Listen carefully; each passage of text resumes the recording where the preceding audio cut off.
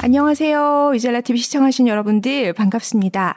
저희 오늘 에듀젤라로 다시 돌아왔는데요. 오늘은 진짜 이 현장에서 엄청난 경험을 가진 선생님을 모셨어요. 그래서 아마 여러분들 정말 도움이 되실 것 같고 더불어서 책도 소개해 주실 거니까 귀를 쫑긋 세우고 들으시기 바라고요. 저희 소개하고 들어갈게요. 저는 진행을 맡은 더덕이고요. 김PD입니다. 네, 오늘 오신 우리 성함이 어떻게 되시죠? 안녕하세요. 정수기 선생님입니다. 네, 반갑습니다. 네, 성함이 정숙이루 아시는데 아닙니다. 네, 퓨어 워터 트리트먼트 시스템 정숙이 선생님이시고요.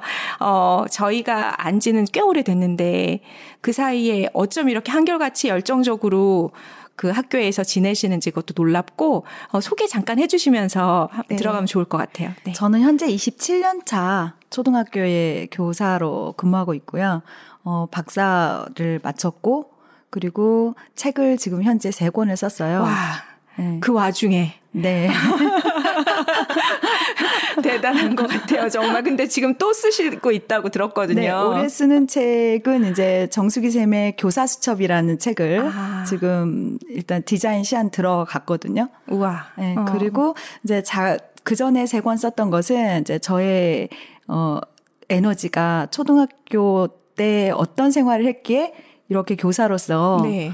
저의 그 색깔을 잃지 않고 27년간 즐겁게 학교를 다닐 수 있었는지 그 에피소드들의 그 근원이 되는 걸 찾기 위해서 지금이 딱 좋아라는 책을 저의 어린 시절을 돌아보는 책을 하나 썼고요. 오. 그래서 그걸 읽으시면 네.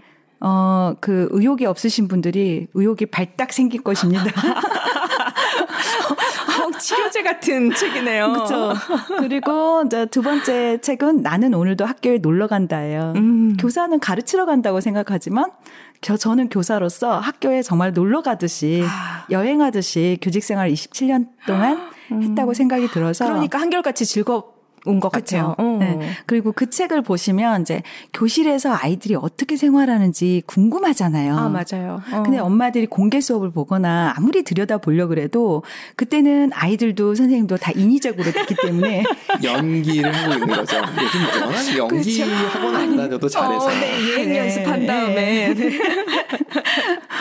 그래서 그때 볼 수 없는 정말 교실을 돋보기처럼 들여다볼 수 있는 재미있는 에피소드들이 가득해요. 와. 그래서 그거는 저희 반 3학년 아이들도 너무 재밌게 읽고 있다고 하거든요.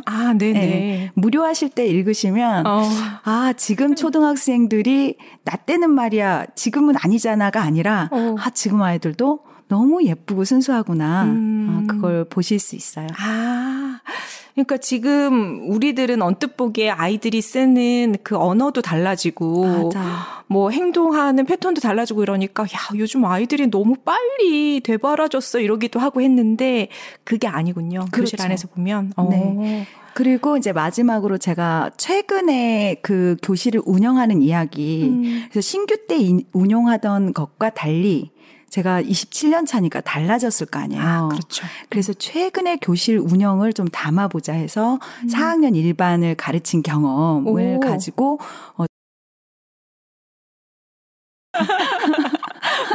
가능하다는 얘기죠?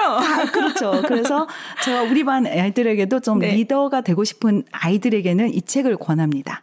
단순한 에피소드가 아니라 이렇게 다양한 사람들에게 선생님이 어떻게 얘기를 해서 이 아이들이 학교 생활을 좀 몰입해서 할 수 있게 하는가라는 것을 보여주는 그런 책이죠. 쭉 연결이 되네요. 처음에는 본인이 몰입하게 된 상황들에 대한 그런 걸 이야기하시고 나중에는 아이들에게 몰입할 수 있는 걸 환경을 만들어주는 이야기로 이렇게 연결이 되는 거네요. 근데 부럽긴 해요. 근데 생각해보면 저도 이제 학교에서 대학에서 강의를 좀 해보면서 강의를 나가고 싶은 날 그리고 그런 수업이 있는 반면에 이건 진짜 내가 약속을 했으니까 가는 거지 하면서 억지로 끌려나가는 느낌이 있을 때가 있거든요.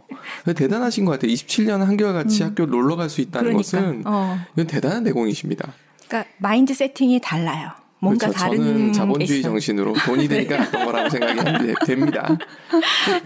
진짜 저희가 처음 정수기 선생님을 뵀을 때가 10년 차가 안 됐을 때, 갓 5년 차 넘었을 때 정도였던 것 같은데, 그때는 정말 왜 그렇잖아요. 모든 선생님들이 초기에 그 교육 열정을 가지고 막 들어와서 학교에서 아이들을 보면서 뭔가 해나가다가 한 3년, 4년 지나면 이제 약간 풀이 죽으면서 학교란 것도 역시 그냥 우리가 꿈꾸던 곳이 아니었어. 이렇게 되면서 그냥 현실에 적응하기 마련인데 그때 굉장히 달랐거든요. 느낌이 반짝반짝하는 느낌이 들고 그래서 이렇게 해오시면서 그 과정을 어떻게 계속 이어왔는지에 대한 것도 좀 궁금하고 또 그 과정 속에 이렇게 책을 쓰기로 결심한 그 과정도 좀 궁금해요. 그런 거 좀 얘기해 주시면 좋겠어요.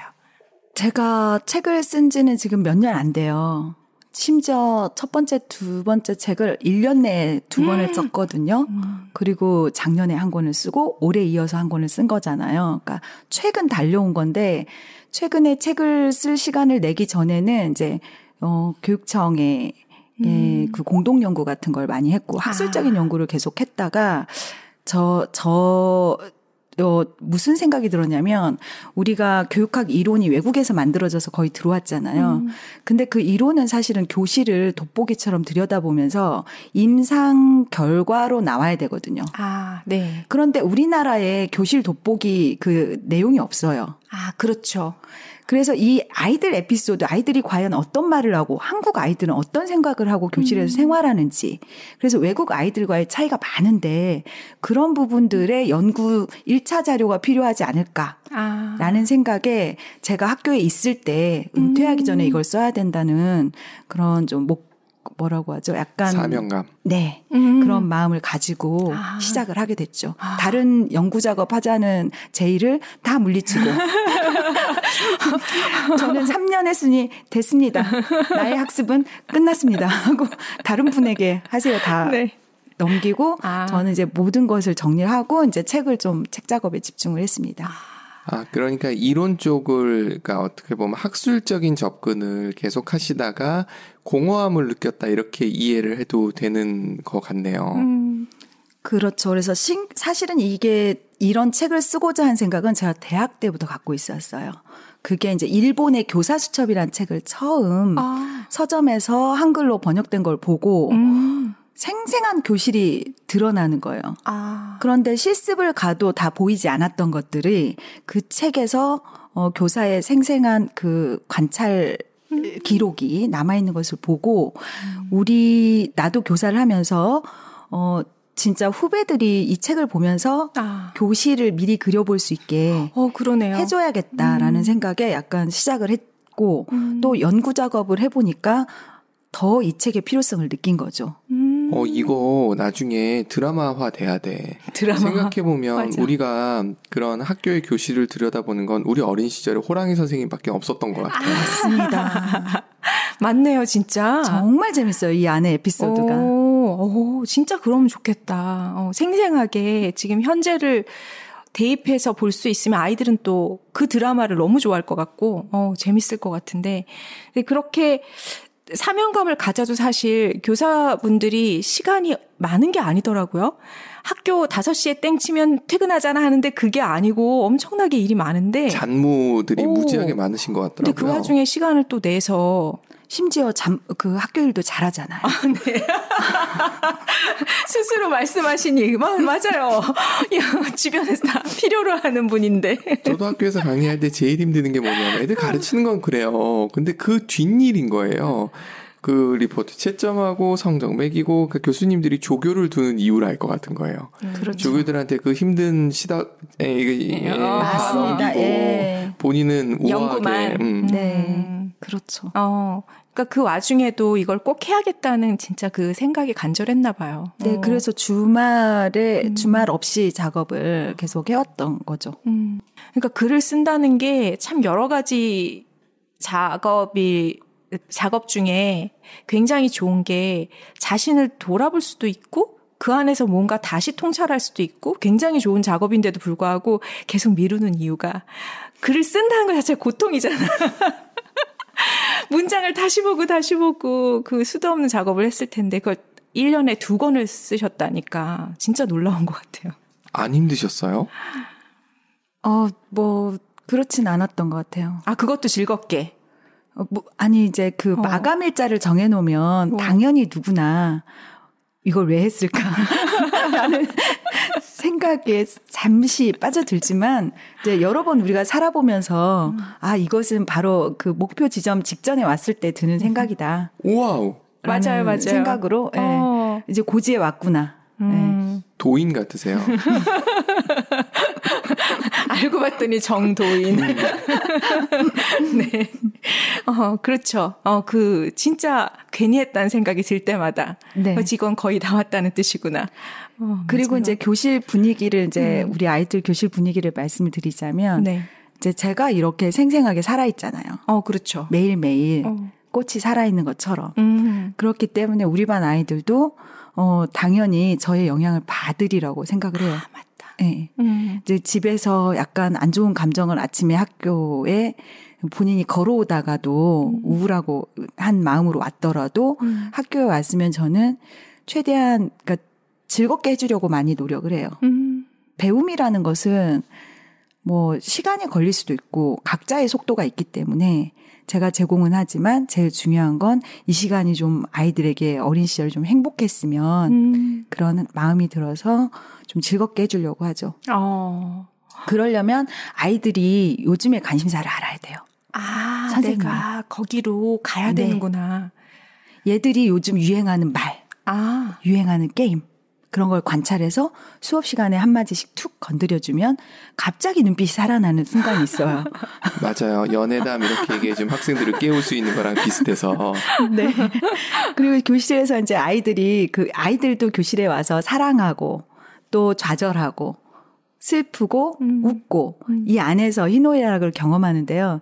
그런 것들을 수업 시간에 제가 관찰했던 것을 답답해야 하는 부분들을 공부와 연결시켜줘서 조금씩 건드려주면 아이들이 재미있어 하더라고요. 그렇게 생각하시게 된 동기가 있으세요? 사실 아까 더덕님도 말씀하셨지만 교육 현장에 가시는 많은 분들이 그런 의지를 갖고 시작은 하나 그걸 이어가기가 그렇게 쉽지 않은 게 현실인데 그거를 이끌고 계속 끌고 갈 수 있었던 에너지가 제가 지금까지 배워온 정수기 선생님이 에너지가 원래 많은 것도 알고는 있어요. 하지만 그것만은 아닐 거라고 생각을 하거든요. 예를 들어서 학교 수업에 대해서 학생들에 대해서 애정이 끊어지면 그 에너지를 딴 데 쓸 수도 있는 거거든요. 그렇죠. 아무리 에너지가 좋은 사람이라 하더라도. 근데 그 에너지 계속 그렇게 쏟아붓고 또 책도 그쪽으로 쓰시게 된 뭔가 이유가 있으셨을 것 같은데.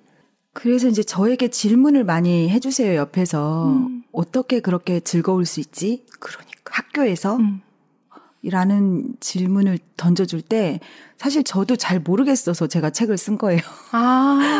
지금이 딱 좋아라는 책을 쓰면서 도대체 나의 원천이 무엇이었을까 알 수가 없는 거예요. 저도. 네. 그래서 이제 어린 시절을 돌아봐서 들어가 보면 제가 학교에 가서 초등학교 때는 즐겁다고 생각해 본 적이 없어요. 오히려 진짜요? 학교 안에서 즐겁다고 생각하기보다는 학교에서 친구를 만나서 땡치면 가서 친구랑 노는 거. 그렇죠. 친구를 거기서는 만나서 하굣길에 애들이랑 노는 게 재밌어서 낚시죠, 낚시. 내가 놀 친구를 낚아야 되잖아요. 요즘 애들이 학원 가는 이유랑 비슷하다. 놀 친구가 없어서 가는. 네. 그래서 학교 밖에서 내가 하고 싶은 걸 마음껏 하는 거예요. 그래서 저는 학교 밖에서 했던 아카시아 꽃잎을 따서 시장 가서 팔아본 경험이라든가. 그러니까 그걸 팔아봤어요? 근데 안 팔려서. 그런 경험들을 지금이 딱 좋아라는 책에 썼어요. 그러니까 어린 정수기, 과연 초등학생 정수기는 어떻게 살았길래 지금까지 포기하지 않고 즐겁게 달려올 수 있었나를 해법을 찾으면 아마 다른 그 아이들을 바라보는 부모나 선생님의 눈이 달라지지 않을까라는 생각이 좀 들었어요. 그 시대를 보면서 내가 어떨 때 즐거웠고, 그렇죠. 뭘 추구했고, 나의 삶의 동기가 무엇이었고, 이걸 다 파악을 하게 된 건가요? 제가 지금 찾은 그 결론은 책을 쓰고 나니까 이제 약간의 실마리는 보일 거 아니에요. 책을 그렇죠. 고생하면서 썼으니 제가 초등학교 때 즐거웠던 것은 밖에 나와서 제 마음껏 할 수 있을 것을 구상을 했잖아요. 그러니까 나는 기획자이고 창작자였어요. 저를 돌아보니. 그런데 네. 학교 안에서는 저는 수동적인 존재였어요. 그래서 단 한 번도 제가 즐겁지 못했던 거죠. 그런데 학교 밖에서는 무인도 갈 계획을 세우고 동전을 모으고 아이들 산에 나무에 올라타는 걸 연습시키고 네. 이게 온전히 저의 머릿속에서 나온 거잖아요. 그래서 지금 아이들에게 던지면 얘들아 뭐가 되고 싶어? 크리에이터요. 왜냐하면 내가 하고자 하는 모든 그대로 여과 없이 해도 이게 나의 생각만으로 만들어지는 결과물이 유튜브 영상인 거죠. 그렇다면 저는 거기에서 포인트를 잡은 거예요.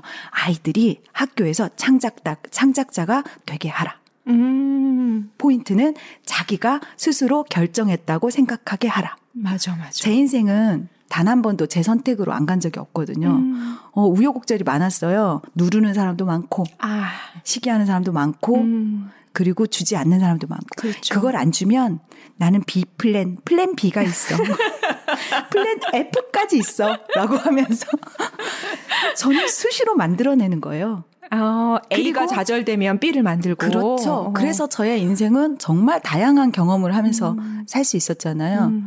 그것처럼 아이들이 교실에서 내가 창작자라고 느끼게 하자. 그것이 이 아이들이 이 안에서 자기 진로를 찾아가는 아마 배움의 그 희망 불빛 같은 그 불빛을 보고 아이들이 따라갈 수 있는 아직 아무것도 모르는 인생이지만 그 자기 나름대로 확신을 가질 수 있게 해주는 거죠. 너무 멋지다. 네. 맞아요. 사람이 자기 동기가 사실 다 있는데 그거를 억눌리면서도 억눌린 줄 모를 때 진짜 답답하고 우울해지는 거잖아요. 무기력이 오죠. 아까 그렇죠. 왜 그 책을 읽으면 무기력을 벗어날 수 있는지라 말씀하셨잖아요. 이해가 되는 것 같아요. 그러네요. 이어졌어요. 그리고 또 하나는 굉장히 인상적이었던 게 내가 왜 그랬을까? 내가 어떻게 이런 에너지가 났을까? 또는 반대인 경우도 있으시겠죠. 무기력을 느낄 수 있는 분들도 있을 텐데 그분들 참 어렵긴 하겠지만 글을 쓴다는 거 아니면 최소한 이야기를 해본다는 거, 내 어린 시절을. 맞아요. 연결이 다 되네요. 그 심리 상담이나 이런 거 하러 가도 결국은 그분들이 해주는 거는 그분의 이야기를 들어주는 거잖아요. 그거를 쏟아낼 기회를 가지신 것도 대단한 것 같고, 사실은 우리 주변에 기회가 많은데, 오늘부터 블로그에서 그 2주 동안 열심히 쓰면, 네. 16,000원 포인트. 포인트 준다며요. 그러니까 이런 게, 물론 네이버는 상업적인 목적이 있겠지만, 네. 그걸 쓰고 나도 도움이 되겠다 이런 생각이 드네요. 글쓰기 한번 제대로 도전해보고 싶은데요. 네. 글쓰기가 굉장히 저를 성숙하게 만들었어요. 그러니까 제가 왜 이렇게 살고 있는지를 모르고 밝았잖아요. 그렇죠. 그리고 심지어 이제 옆에서 분명히 저한테도 센 선배님들과 센 동료들이 왔고 저에게 개입하고 본인의 인생에 집중하지 않고 저의 인생에 너무 과도하게 집중하셔서 맞아.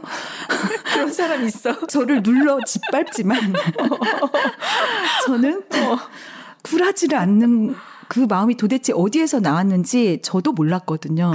이게 뭐던가요? 결국은 그거죠. 제가 어렸을 때 창작자로 사는 삶을 학교 밖에서 누렸잖아요.